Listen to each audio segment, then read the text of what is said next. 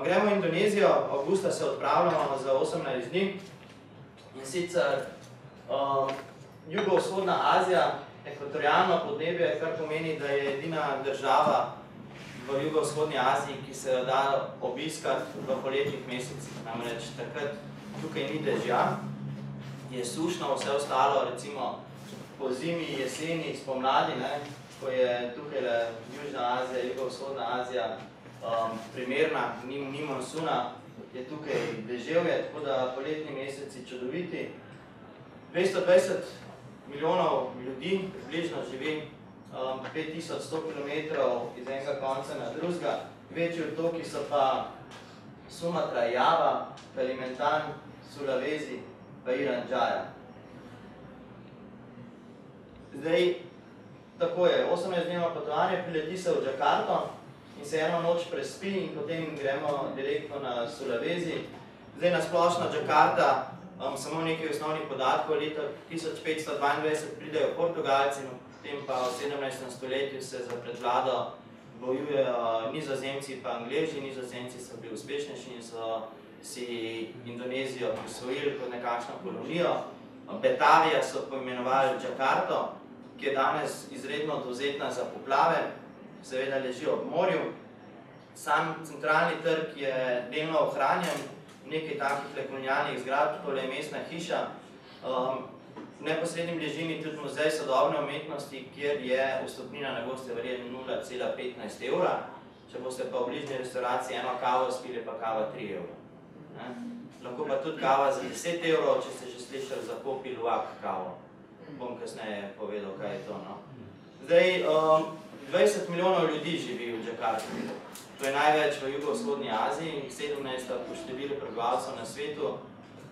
Leta 2007 je bila 117. na svetu, letos oziroma lansko leto pa že 17. Torej, stopnja urbanizacije je eden največjih problemov, pa te velike razlike med bogatimi in revnimi. Pravijo, da je 5 milijonov ljudi živi v revnih četrtih, Kampung Kumpung jim oni pravijo.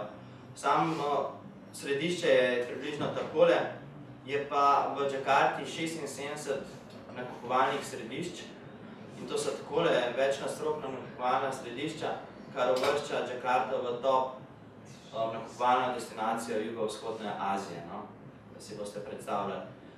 Kljub temu, da gre za 20 milijonsko prestolnica, je ena bolj varnih, kadarkoli sem bil, stopnja kriminala je izredno nizka. Zdaj pa ne vem, ali zaradi islama kot religija, ali pa zaradi ljudi, ki so res prijazni.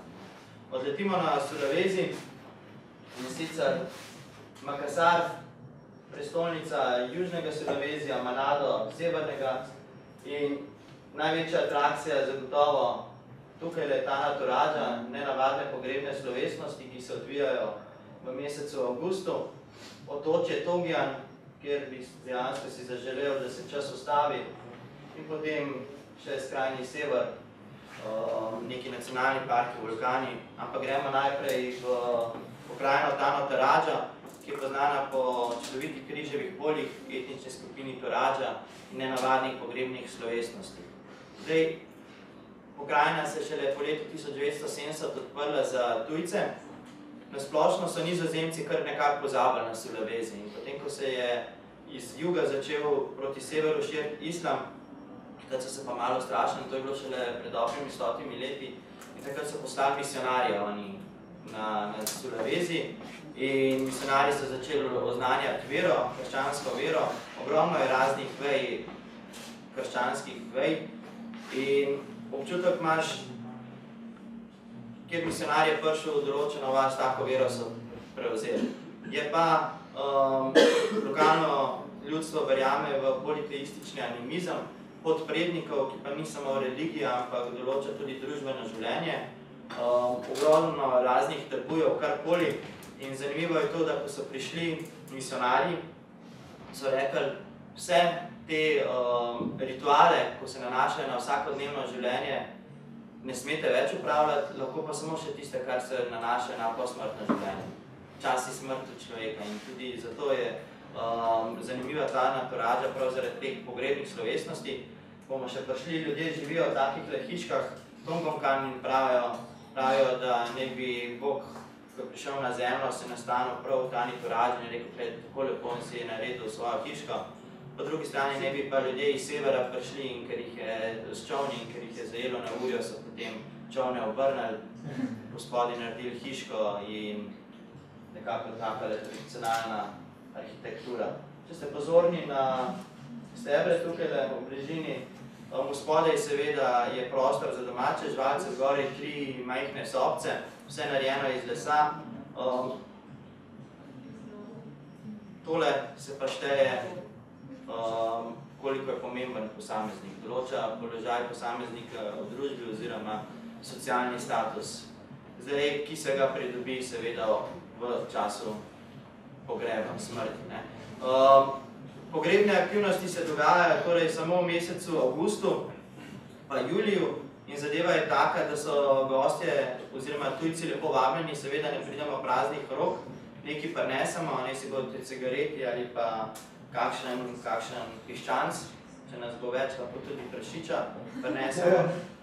Dejansko je tako, zdaj morate vedeti, da nekako občutek dobiš, da je pogreb, da je njihov največji cilj v življenju čim prej umreti, ker da bojo čim prej prišli v nebesa, čeprav pravijo, da ni tako, da pogreb ni namenjen pokojnikom, ampak domačim, da se še bolj povežejo. Vse skupaj se dogaja 4 dni. Ko človek recimo umre januarja, ga pol leta hranijo in ponovadi so ga jih tudi po več let hranili. Dokler ni prišel avgust pred novo kultivacijo riža, dokler niso ljudje sorodniki zbrali dovolj denarja in vzgojili bivole. Vodne bivole, ki se tukaj darujejo v čim večjem številu, da duša pokojnika čim prej pride v ono stranstvo. Prostor se imenuje Rante in sicer tukaj gospe plešajo določene plese, v zadnji je pokojnik, ki 4 dni počiva tukaj, tukaj je pa napovedovalec, ki govori, kjer sosed, kjer sorodnik je pa nesel kjerga prašiča. In tukaj se denarja ne daje, zato ker tudi on ne bi povedal, kjer sosed je pa nesel to denarja. Izključno, kdo je pa nesel kjerga prašiča, pa kdo je pa nesel kjerga bivola. In to traja ves dan. Pol ure napoveduje, na kar one grejo v stran, ljudje, gostje, najbližji želevoči so tukaj, ker sem jaz fotografiral, grejo v sprevodu do tele hiške in so tam kakšno uro in ponovno v sprevodu sem, kjer se celotna zadeva ponovi. In to traja ves dan. Zakaj, če se sprašujete? Zato, da ljudje iz daleč in od blizu pridejo, pa nesejo prašiče. In ta dan so žrtvovali 40 prašičev, pa mislim, da 12 ali pa 14 vodnih bivolov. Zakaj je to prašičev? Zato, izključno zato, da so to več 100 glavo množico nahranili. Preprosto ga z nožem zbodajo v srce, no, in ga že odrejo, se že peče. To je trenutko narejen, takole tradicionalno ponudijo. Potem se pa začne ta največji dogodek in sicer pripeljajo bivole. Morate vedeti, da teli bivoli stanejo takile ribini tudi po $10,000. Tukaj ni važno, kakšen avto imaš, s katerim motorjem se vozi, važno je, koliko imaš bivolov. In pričakuje se, če si ti dobil od kakšnega bivola za svojega sorodnika, da tudi ti prineseš v zameno ob njegovi smrti bivola. Potem se nabrušijo nozi in dejansko žrtvovanje se prične. Grozen za naše razmere, ampak tiste te grozne fotke sem dal stran, ampak pač taka je tradicija. Vse skupaj traja kakšno uro, da so jih teh 14 revežev žrtvovali, ampak mislim, da malo lep živijo kot kravce pri nas, kje z mesoreji. Vseeno, no, in ko je žrtvovanih teh zadostno število bivolov, duša pokojnika pride v ono stranstvo. In takrat se je on osvobodil, pride v nebesa in če ne bi vse skupaj pravilno narejen, pravijo, da se bo duša pokojnika vrnila, prinesla slabo letino, bolezni, strašila po vasi, kakorkoli. Rogovje vzamejo, dajo na kol in potem pred hišo so tole rogovje, ki priča na socialni status posameznika. Včasih so jih potem te ljudi po 4 dneh pogreba pokopali takole v takele grobnice oziroma v steno danes v takele stene, če približamo, so neke lutke zraven, ki se imenujejo Tao. In zanimivo je, da celo arhitekti, lokalni arhitekti, izrezali iz tega lesa lokalnega obrazne poteze pokojnika in tudi oblekali so ga v oblačila, ki jih je on nosil. Za otroke se je včasih kar takole v tole drevo dal noter in so rekli, da otrok ni umrl, ampak da ga drevo živi naprej. Danes so pa že malo bolj moderni, tisti, ko si lahko roščijo, malo pa take grodnice. Da si predstavljate, od tele pike do tele je 12 ur. Pa potem še 5 ur do sem, pa 5 ur s trajektom, pa še 1 uro do točka, kamor gremo. Bomo prespali nekje na pol poti, dvakrat, da se vse skupaj nekoliko olajša in potem na tale otoček, Kadidiri, se imenuje kokosove, palme, pesek, korale, dobra družba, kakšno pivo, v večerih ogenj, ne vem, se lahko še kaj več želimo, 40 km stran od ekvatorja smo, temperatura okoli 30 stopinj. Čez dan bomo pač se z domačini vozili naokoli, se bomo šli potapljati oziroma snorklati. Vse oblike koralnih grebenov, tukaj najdemo tudi atol, ki je čudovit za potapljati, nekaj fotografij bo. Hkrati si bomo pa ogledali in spoznali etnično skupino Badžo. Gre za morske nomade. Vsi čipsi se mi pravijo, ki živijo samo v teh krajih, približno 2000 nekaj bi še bilo, izključno z ribolovom se ukvarjajo, svojega stalnega naselja nimajo, lovijo tudi, nabirajo kumare pa bisere. Včasih so se, mislim, da v 80-ih spomnili, da bi oni to na čim več, oziroma da bi čim več lovili teh rib pa vsega, tako da kar dinamit vržejo not. Potem nekaj časa je bilo zelo popularen dinamit metati in je vse ven pa šlo, kar je bilo, ne. Oni so bili siti super, ampak počasi je kar začeli zmanjkovati hrane in se neka nevladna organizacija našla, da jih je podločila, da če bojo to še nekaj let delali, da dejansko tukaj ne bojo več mogli živeti. In so ponovno prišli na svoj tradicionalen način lovljenja, in sicer z masko in s sulico. Številčne družine in zanimivo je to, da očetje svoje otroke že takoj, ko se rodijo, peljejo na ribolov. Otroci imajo pa, se veste, refleks, da ne vdihne pod vodo. Največji rak na svetu, coconut crab se imenuje, in sicer, ko zraste, to je en mali, približno tokle mali je bil, ko pa zraste do 90 cm, težek je pa 5 kg, če se predstavljate. To je taka zadeva in tukaj se ne išče kokosa v kakšni luknji, ne, da prideš brez roke. Največje zaščiteno območje, 320 000 hektarov, najlepše korale, ki sem jih jaz kadarkoli, kjerkoli po svetu videl. Govorimo o večmetrskih koralah, sploh atol, kjer smo se potapljali, res eden čudovit. Korale pa niso rastline, ampak so živali, ki živijo dejansko 50-100 let, spevajo pa v morju, ki je temperatura nad 24 stopinj. Takole še pogled iz otočka.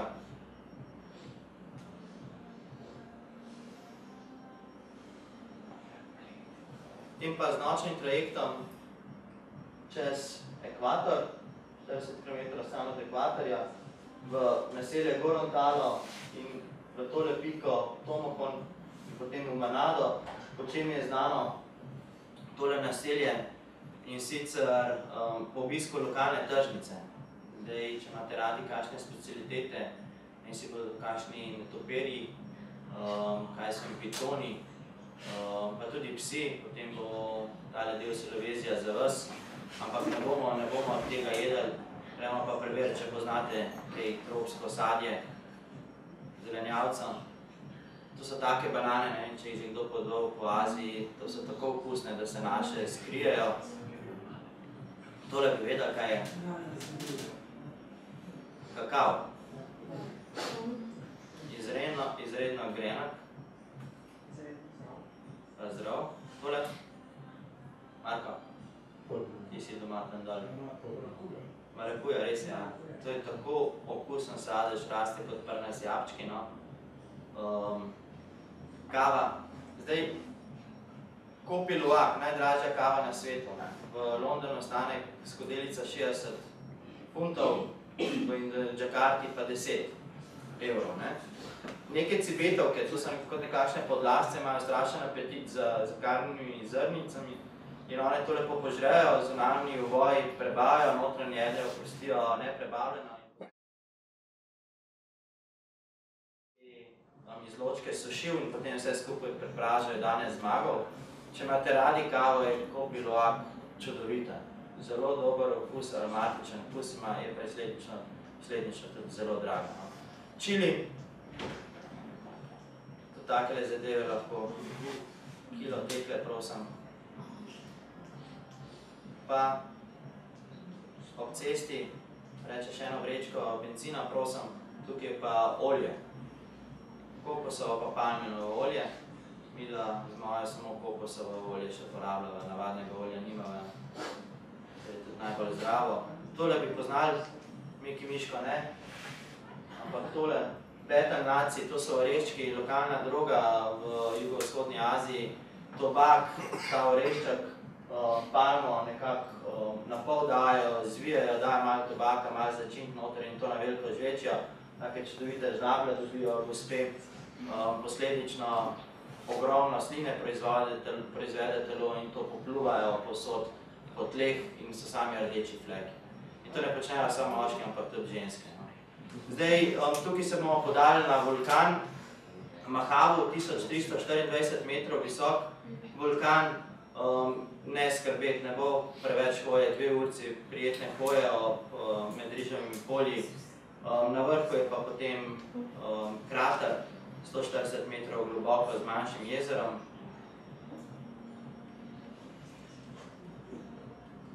Takole izgleda.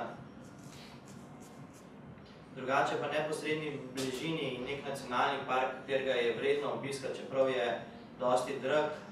Tangonko se imenuje nacionalni park že leta 1921, oziroma 1919 je bil zaščiten tukaj na skrajnem severovzhodu Sulavezija se nahaja. In sicer, zakaj je to pomemben? Ker je ogromno nekih endemičnih vrst.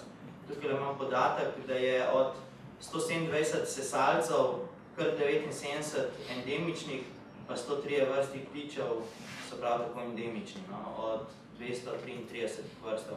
Tega le poznate?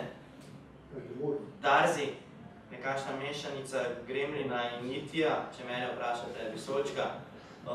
Zanimivi, najmanjši primat na svetu, nesorazmerno glavo pa očima, ogromne očima, vidite kakšne tele robce ima, 5 metrov dalec skoč, to je toliko velik za dlan, 5 metrov dalec skoč, izredno močno čeljust pa zobima, tako da pozoba vse, kar pride, je pa mesojedec, živi od kakšnih kuščarjev, žabic, malih ptic. Zanimivo je pa to v njem, da lahko glavo 360 stopinj obrne. Se predstavljate? Čisto obrne okoli. Samo pa ne vem, a se mu zavrti nazaj ali ne? Samo to pa še nisem preveril. Pa so takili kuskusi, pravijo. Pa maki, ki so ogroženi. 5000 nek bi še bilo. Pa mislim, da je National Geographic Makija zmagala letos. Prav tukaj v tem nacionalnem parku. No in potem za konec, na skrajnem severu je Manado, tista prestolnica skrajnega severa Sulavezija in Bunakan nacionalni park, ki je za 5 otočkov zaščitenih iz leta 1921 in potapljači pravijo, da je tukaj eden najlepših potopov na svetu. Tako da tisti, ko se ne potapljajo, lahko vzamejo masko in potem občudujejo korale še na skrajnem severu. 18-dnevno potovanje. Pa nemo. Ampak je tale frajer, veste? Ko prijo zraven, tale zbeži, on pa proti tebi, z masko noter, ne? Kaj se greš, ne? Pa to je takale žvalca, lušno. Tudi želice se da videti, brez problema. res tako, no. Ok, 18 dnevno avgusta.